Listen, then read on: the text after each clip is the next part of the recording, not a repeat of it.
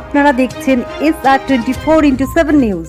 একটাই কথা যে বঙ্গের যে তন্ত্র সাধনা, সেই সাধনা অত্যন্ত গূঢ় এবং নিবিড়।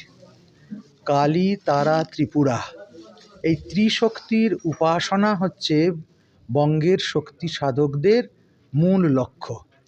কালী এবং তারা বিষয়ক বহু গ্রন্থ নির্দেশনা আমরা ইতিপূর্বে পেয়েছি, কিন্তু ত্রিপুরা সুন্দরী বা তৃতীয়া মহাবিদ্যা সম্পর্কিত স্তরে স্তরে সজ্জিত কোনো যথাযথ সাধন নির্দেশ এখনকার সাধকদের জন্য উপযোগী করে আমরা এর আগে পাইনি।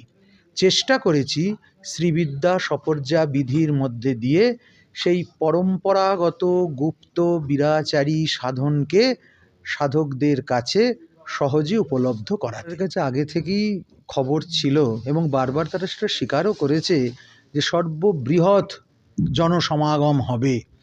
সেই জন্য এখানে আরও অনেক বেশি সতর্কতা প্রয়োজন ছিল।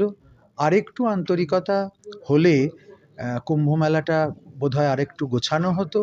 বিশেষ করে আমাদের সাগর মেলাকে দেখে আমাদের মাননীয়ার যে কার্যকলাপ সাগর মেলায়, তাকে দেখে যদি খানিকটা সেখানে তার প্রতিফলন ঘটানো যেত, তাহলে মনে হয় এইরকম একটা সারা পৃথিবীর আগ্রহ কাড়ে এবং হিন্দু মহত্বে, সনাতনী মহত্বে যে কুম্ভ মেলার এত গুরুত্ব, সেই কুম্ভ মেলা সব দিক থেকে সুন্দর হতো এবং এই অবাঞ্ছিত প্রাণহানিকে এড়ানো যেত।